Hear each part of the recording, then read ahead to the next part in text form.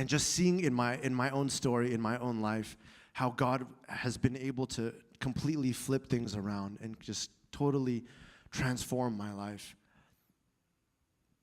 That puts to effect everything that I read about this so-called reckless love of God. When I read the Bible, when I read the stories, when I read about the people that Jesus, the lives that Jesus touched, the people that were affected by Jesus' ministry and what he did, who he was, I see the love of God in those stories, and I understand it from a point of reference in the Word, and I understand it from maybe a knowledge perspective, or even from studying it, I can get it, I can understand it, but to truly know it and live it and breathe the love of God and know what that's like in my life, I see it in my own testimony, I see it in my own story. And Luke 15, we don't have to turn there, but Luke 15 talks about the story of the prodigal son. And I feel like if there was a poster child for the story of the prodigal son, it'd have my face on it. The kid who runs away and squanders his life and comes back to God, and God welcomes him with open arms. But there's people who've preached, who've done a study on this, and the thing about the story of the prodigal son is, well, there's a few things that you could look into, but one of the things is that the father, at the end of the story, as the son is coming back home, coming back into the village, he's thrown away his entire inheritance. The father, it says that he runs to his son. And I've heard it shared, it was really cool, and I did a little bit of studying online. There's a perspective that sometimes we don't understand unless you were living in the New Testament yourself, unless you were a Jewish person living in the New Testament. In Hebrew culture, there was apparently this thing called the kazaza ceremony, where if a son had taken his inheritance and thrown it away the way that prodigal son did, if he had done what he did and come back into the village, the entire village would come up to him, they would gather around him, and something about like they break a pot on the ground or whatever, but the whole ritual that they would do, or the cultural thing that they would do, would be to basically shame and reject the son who returns after losing his inheritance.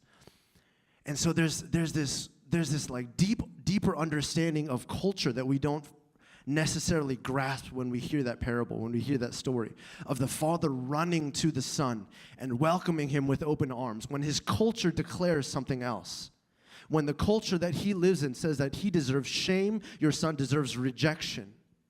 Yet a father willingly opens his arms, brings forgiveness to his son, and runs out to his son to welcome him in before the village, before the rest of the people can get to him. And the point I'm trying to get at is that in Luke 15, with the story of the prodigal son, the reckless love of God goes beyond culture. In John chapter 4, Jesus meets the woman at the well. And if you know anything about that story, the lady was a Samaritan woman. And Jesus, being a Jew, if you didn't know, back then, Jews and Samaritans don't mix.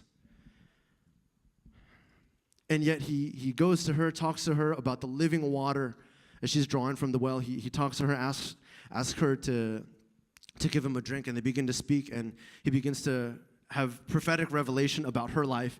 And she's like, wow, now I know that you are indeed the prophet and that you are the Messiah. And she goes out and she tells the entire town about who he is, that he's the Savior of the world. But stories like this, and this specific one in John chapter 4, the woman at the well, the reckless love of God is here again. And we see that in this instance, the reckless love of God doesn't only transcend culture, it transcends race. In Matthew chapter 18, and we sing about it in the reckless love song, it's talking about the shepherd. Jesus says, if you're a shepherd and you have 100 sheep and 99 of them are safe and one of them goes astray, do you not abandon the 99 and go for the one? And I'm no shepherd, but I'm thinking, I think I can do math. 99 is better than 1. And statistically speaking, I'm like, anytime that the number of sheep that are safe is greater than the number of sheep that are not safe, I'm like, I'm staying with the majority. As long as out of 100, as long as 51, no, 50, then, no, 51, it's like James can't divide 100 in half.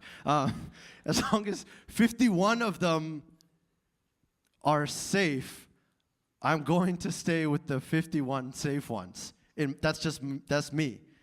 Maybe that's why I'm not a shepherd. But it's like simple math, simple numbers, you know? I was like, the majority is where you should stay. 99, leaving 99 for one doesn't make any sense for me. And so we see again the reckless love of God that He's declaring over us over and over and over again through these parables, through these stories, through every instance of who He is and who we read that He is. In Matthew chapter 18, here with the 99 and the 1, we see that the reckless love of God goes beyond logic.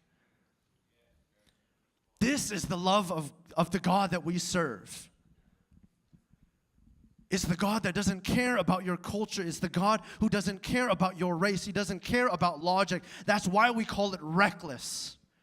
It's a reckless love. That's not a phrase in the Bible, but it makes so much sense when we begin to read the stories in the Bible. That the God of the universe, the King of kings and Lord of lords, would give everything for a sinner like me. That makes no sense. That He would give His only Son for me. It goes beyond what I can think or even imagine. I'm like, God, how could I have been worth it? How on earth is it that someone like me, why on earth would you give everything for just me? But that, as I understand it, that is what the reckless love of God is. That's what the love of God looks like.